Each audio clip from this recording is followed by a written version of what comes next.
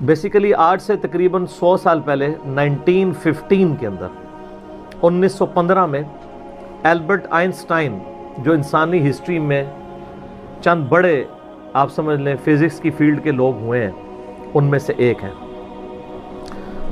1879 میں یہ پیدا ہوئے اور 1921 میں انہیں نوبیل پرائز بھی دیا گیا فزکس کی فیلڈ میں اور 1955 میں ان کی ڈیتھ ہوئی. اور ان کا وہ جملہ بڑا مشہور ہے, science without religion is lame. Religion آپ کو وہ علم دیتا ہے جو نالج آف ان سین ہے, اور وہ ظاہر ہے کہ ریویلڈ نالج کریٹر کی طرف سے آتا ہے. دوسرا ایکوائرڈ نالج ہے جو سائنس کا علم ہے. تو ریویلڈ نالج وہی کا علم ہو یا ایکوائرڈ نالج سائنس کا علم, the knowledge obtained through observations and experiments, یہ دونوں لازم و ملزوم ہیں. تو religion without science, science without religion is lame, and religion without science is blind. Religion science کے بغیر اندھی ہے. ریلیجن کو سمجھنے کے لیے آپ کو سائنس سمجھنی پڑے گی. اس لیے دیکھ لیں قرآن پاک میں 1000 سے زیادہ آیات جو ہے نا وہ سائنس کی فیلڈ سے ریلیٹڈ ہیں, جس کو ہم سائنس کے فزیکل فینومینا آف نیچر کہہ لیں. اللہ تعالیٰ کی قدرت کے یعنی جو مظاہر اس کائنات میں پھیلے ہوئے ہیں. God is the only explanation of all the physical phenomena in this universe. خدا ہی وضاحت ہے اس کائنات میں ہونے والے ہر فزیکل ایونٹ کی. اس کائنات میں جو کچھ ہو رہا ہے اس کی ایک ہی وضاحت ہے کہ یہ کسی کی مرضی سے ہو رہا ہے. سائنس صرف فزیکل لاز کے ساتھ ڈیل کرتی ہے, جو قانون قدرت ہیں اللہ کے بنائے ہوئے, انہی لاز کو یوز کر کے سائنس ہیومینٹی کی بہتری کے لیے کام کرتی ہے. کوئی لا خود سے پروڈیوس نہیں کر سکتی, وہ پابند ہے اس کی. اللہ تعالیٰ نے لا آف بوائنسی رکھا ہے, قوت اچھال, اس کو سائنس یوز کرتی ہے اور اس کی بنیاد کے اوپر بحری جہاز جو ہے سمندروں میں چلتے ہیں اور ہوائی جہاز ہوا میں. لیکن لا آف بوائنسی تو اللہ کا بنایا ہوا ہے نا, وہ ختم ہو جائے. اگر لا آف بوائنسی اگر ارشمیدس نے بتایا تو اس نے ڈسکور کیا ہے. ارشمیدس کریٹر نہیں ہے اس لا کا, ڈسکور کرنے والا ہے. سائنس جب کوئی چیز ڈسکور کرتی ہے تو بعض اوقات لوگوں کو یہ وسوسہ آتا ہے سائنس نے کوئی کارنامہ کر لیا. سائنس تو صرف ڈسکوری کر رہی ہے. سورج مشرق سے نکلتا ہے, یہ ایک ڈسکوری ہے, لیکن اس قانون نے سورج کو پیدا نہیں کیا. انڈے سے چوزا نکلتا ہے اور پھر انڈے میں یہ تبدیلیاں آتی ہیں, سائنس اس کو ڈسکور کرتی ہے, لیکن ان تبدیلیوں نے اور ان لاز نے انڈا نہیں بنایا, انڈا کریٹر نے بنایا. تو ڈسکوری سے ہمیشہ آپ ہر سٹیپ اللہ کی طرف طے کر رہے ہوتے ہیں. تو یہ کائنات اللہ تعالیٰ کا فعل ہے اور قرآن اللہ کا قول ہے.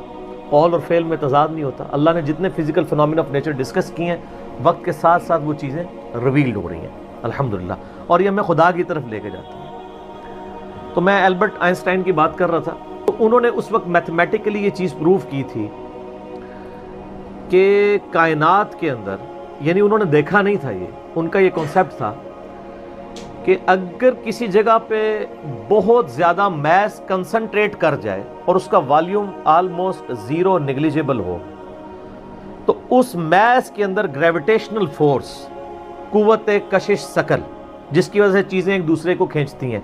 یہ میں گلاس جب یہاں سے چھوڑوں گا تو نیچے جائے گا, اوپر نہیں جائے گا, اس لیے کہ زمین اسے اپنی طرف کھینچ رہی ہے. تو اس کی ایک طاقت ہے جس سے وہ 9.8 میٹر پر سیکنڈ اسکوائر کی ایکسلریشن ہوتی ہے.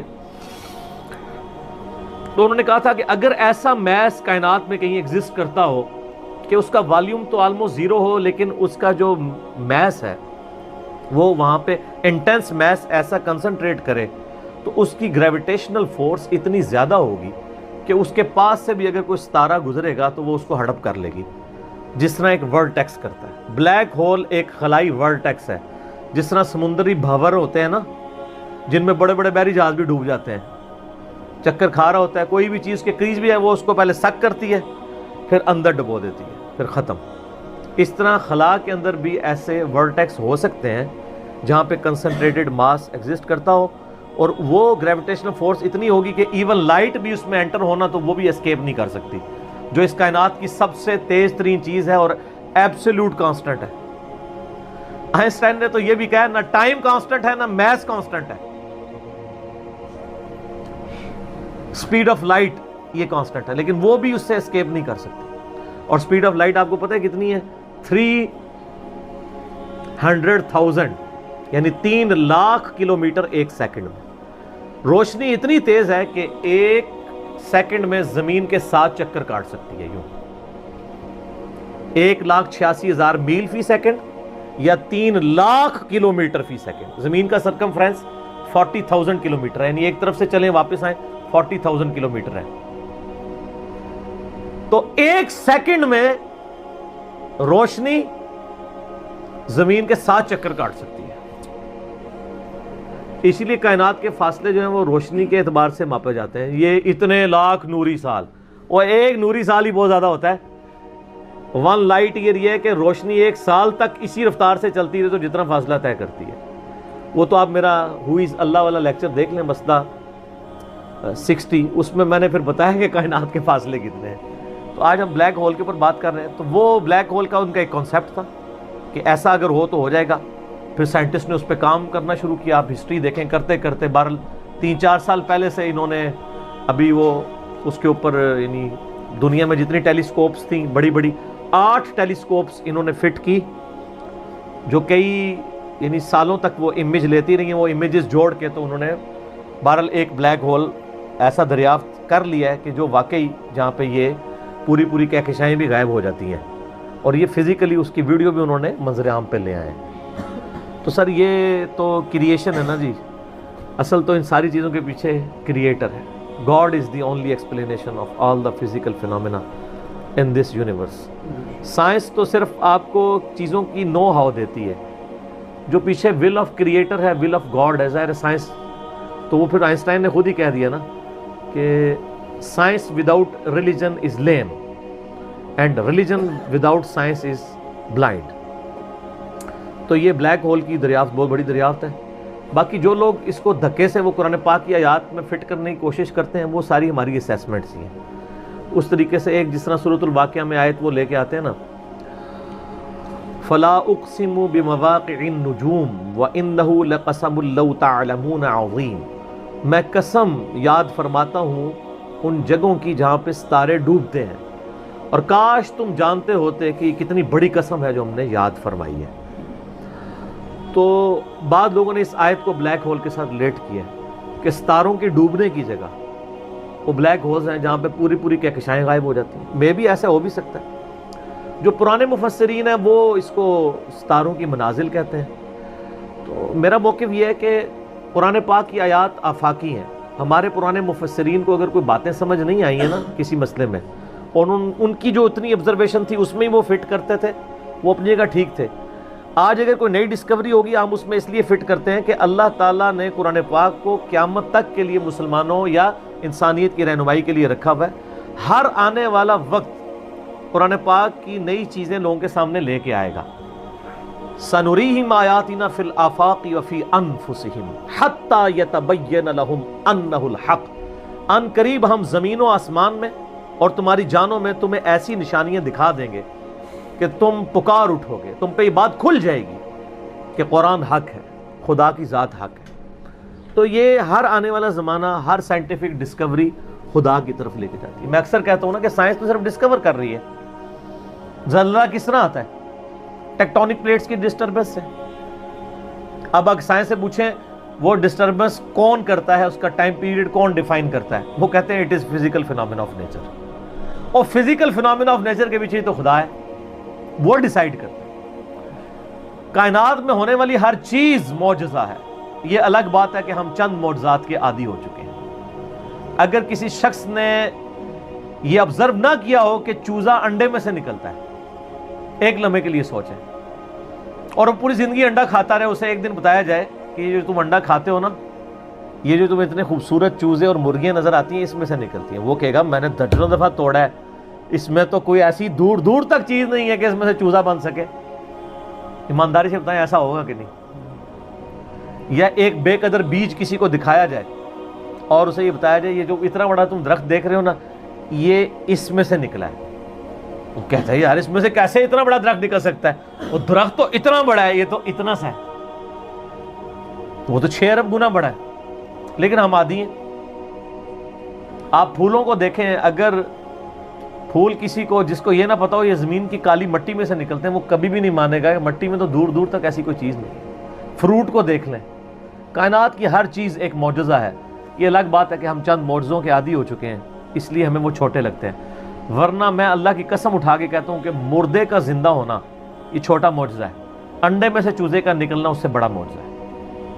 مردہ تو وہ پڑی ہوئی ہے لاش، وہی زندہ ہو رہی ہے نا، چوزے اور انڈے کا تو کوئی لینا دینا ہی نہیں دور دور تک۔ اس میں سے ایک لیسدار مادہ ہے، آپ وہ لیسدار مادہ اس میں سے نکال کے اوپن ایئر کے اندر لے آئیں، پھر آپ اس میں سے ذرا چوزے کی چونچ ہی کوئی ایک بنا کے بتا دیں۔ ابھی تو ہم انڈا بنانے کے لیے کسی کو کہہ ہی نہیں رہے، انڈا تو کوئی بنانے کا سوچ بھی نہیں سکتا۔ تو یہ جتنے physical phenomena of nature discoveries ہوتی ہیں، اس میں ہمارا ایٹیٹیوڈ پرائمری یہ ہونا چاہیے کہ ہم اس کے بعد خدا کی شناخت کریں۔ قرآن پاک کی آیات میں اس کو زبردستی گھسیڑنے کی کوشش نہ کریں، کہیں کچھ بن بھی رہا ہوتا ہے، کہیں نہیں بھی ہو رہا ہوتا، ہم بھی یعنی کوشش کرتے ہیں جو قریب قریب وہ بات کر دیتے ہیں، ادروائز مجھے بھی ساری باتیں پتہ ہیں جو لوگ کرتے ہیں، لیکن یہ ساری چیزیں قرآن میں نہ بھی لکھی ہوں۔ اصل چیز یہ ہے کہ ہر فزیکل فنومینا آپ کو اللہ کی طرف لے کے جاتا ہے۔ تو یہ بلیک ہول کی ڈسکوری بھی اللہ کی قدرت کی بہت بڑی نشاندہی ہے، کیونکہ جس نے ڈسکور کیا ہے اس نے تو اس کو پیدا نہیں کیا، اس نے صرف جانا ہے۔ اور اس سے آپ یہ بھی اندازہ لگائیں کہ ہم یعنی کئی چیزیں اس کائنات کے اندر کہ جن کو ابھی ہم صرف ان کو جانتے نہیں، ان کی ڈیٹیلز تو چھوڑ ہی دیں، ہمیں تعارف بھی نہیں۔ میں نے کئی دفعہ بتایا کہ اس کائنات کے اندر اس وقت 250 بلین گلیکسیز دریافت ہو چکی ہیں، 250 ارب۔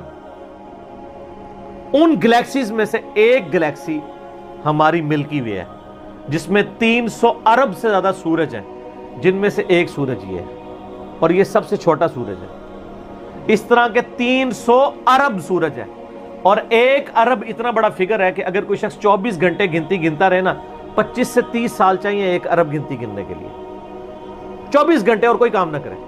آپ 86,400 سیکنڈ، ہر سیکنڈ میں ایک دفعہ بھی گنے تو آپ 1 لاکھ کی بھی گنتی پوری نہیں کر سکتے، اور 25-30 سال تک گنتے رہے تو 1 ارب ہے۔ تو 300 ارب سورج ادھر ہے، اور اس طرح کی 250 ارب گلیکسیز ہیں۔ اسی لیے سائنٹسٹ کہتے ہیں کہ سمندر کے ریت کے ذرے جو سمندر کے کنارے پہ ہیں وہ کم ہیں، کائنات میں جو سیٹلائٹس ہیں، سٹارز ہیں، وہ اس سے زیادہ ہیں۔ یہ اتنی بڑی کائنات ہے سر، کوئی امیجن نہیں کر سکتا۔ اور پھر اس کے اندر جو ہارمنی ہے سر، وہ سب سے بڑی بات ہے۔ کائنات خالی بنائی نہیں، بنا کے چھوڑ نہیں دی ہے، اتنی بیلنس ہے کہ وہ کسی کے چلائے بغیر چل ہی نہیں سکتی، اتنی بیلنس ہے۔ آپ کو اندازہ نہیں ہے، پوری گلیکسیز ایک دوسرے میں سے یوں گزر جاتی ہیں اور کوئی سٹار دوسرے سے نہیں ٹکراتا، جس میں اربوں سٹارز ہوں اور وہ گزر جائیں۔ سر آج تک ہمارے آباء و اجداد میں سے کسی نے سورج نہ نکلا ہو، کبھی نہیں ایسا۔ سن ان لاز کا پابند ہے جو اللہ تعالیٰ نے اس کی ڈیسٹنی میں مقرر کر دی ہیں پچھلے 15 ارب سال سے۔ ود رسپیکٹ ٹو زمین، ظاہر ہے سورج تو نکلتا یا غروب تو نہیں ہوتا، ود رسپیکٹ ٹو زمین۔ سورج کا کوئی باپ ہے جو اس کو چلا رہا ہے، 15 ارب سال سے بغیر فیول کے وہ چل رہا ہے، اور اس کے اندر اتنی روشنی ہے کہ ہر سیکنڈ میں 50 کروڑ ایٹامک بم کے برابر انرجی صرف ایک سورج میں سے نکل رہی ہے۔ اس طرح کے 300 ارب سورج ہیں، یہ ایک گلیکسی ہے، اور اس طرح کی 250 ارب گلیکسیز اور موجود ہیں۔ انبلیویبل ڈیٹا ہے، اور یہ تو وہ ہے جو ناسا نے بھی دریافت کیا ہے۔ ابھی آسمان تو پتہ ہی نہیں کہاں پہ ہے، اور یہ زمین کے اندر ہی آپ اس وقت صرف زمین کے اوپر 20 لاکھ مخلوقات کی سپیشیز دریافت ہو چکی ہیں، 2 ملین سپیشیز۔ یعنی اگر آپ گننا شروع کریں، انسان، گھوڑا، گدھا، کوا، چیل، مرغی، اس طرح آپ سپیشیز نباتات اور حیوانات کی گنے نا، ان کی سپیشیز کی تعداد 20 لاکھ 2 ملین ہے۔ پھر ایک سپیشیز وہ آگے پھر بلینز میں، انسان ہی 7-8 ارب ہے۔ زمین پہ صرف حشرات الارض، انسیکٹس اور کیڑے اتنے ہیں کہ ہر انسان کو اگر 20 کروڑ کیڑے دے دیے جائیں، 8 ارب کے قریب انسان ہے نا، ہر بندے کو کہا جائے 20 کروڑ لے لو کیڑے، تو اس سے زیادہ کیڑے، وہ تو صرف کیڑے کی بات ہو رہی ہے سر۔ تو یہ تو نہ ختم ہونے والا ڈیٹا ہے، اس پہ بہت بولا جا سکتا ہے. فی الحال ہم اس پہ ہی واپس آتے ہیں کہ آئنسٹائن کی جو ایک تھیوری تھی وہ آج پریکٹیکلی سامنے آ گئی ہے. کاش آئنسٹائن کوئی حافظہ اللہ ہوتا یا رحمہ اللہ ہوتا تو ہم بھی خوش ہو رہے ہوتے. خیر ہم یعنی ان کی جو خدمات ہیں وہ تو ان کو تو اپریشیٹ کرتے ہیں، کوئی شک نہیں ہے. بالی ان چیزوں سے ہمیں یہ بھی پتہ چل گیا کہ علم غیب کسی کے پاس نہیں ہوتا. اللہ تعالیٰ ایکوائرڈ نالج کے ذریعے کسی کو علم دے دے، ورنہ یہ ساری ڈسکوریز جو آج کل کی ماڈرن ایج میں ہے، پرانی ایج میں تو مسلمانوں نے بھی کچھ کی ہیں، لیکن ماڈرن ایج میں مسلمانوں کی کوئی دور دور تک کنٹریبیوشن ان چیزوں میں نظر نہیں آتی ہے. تو اس کا تعلق مسلمان یا کافر ہونے سے نہیں ہے، ایفرٹ کے ساتھ ہے. انسان کے لیے وہی ہے جس کی وہ ایفرٹ کرتا ہے. باقی ان ساری چیزوں کے بعد خدا کا تعارف کرنا چاہیے. کسی بھی خوبصورت چیز کو دیکھیں سبحان اللہ بولیں کہ یہ پاک یا بے عیب یا حیران کن نہیں ہے. حیران کن تو وہ ہستی ہے اور بے عیب تو وہ ہستی ہے جس نے اسے پیدا کیا ہے، جس نے اسے کریشن ایکس نہیلو کیا ہے، عدم محض سے وجود بخشا ہے. تو خدا کا تعارف ان چیزوں سے ہوتا ہے. تو میں یہی اس کے اوپر میسیج دوں گا کہ بلیک ہول کی ڈسکوری آپ کو ایک اللہ تعالیٰ کی نئی شان، کل یوم ہوا فی شان، یہ آپ کے اوپر کھول رہی ہے. ٹھیک ہو گیا.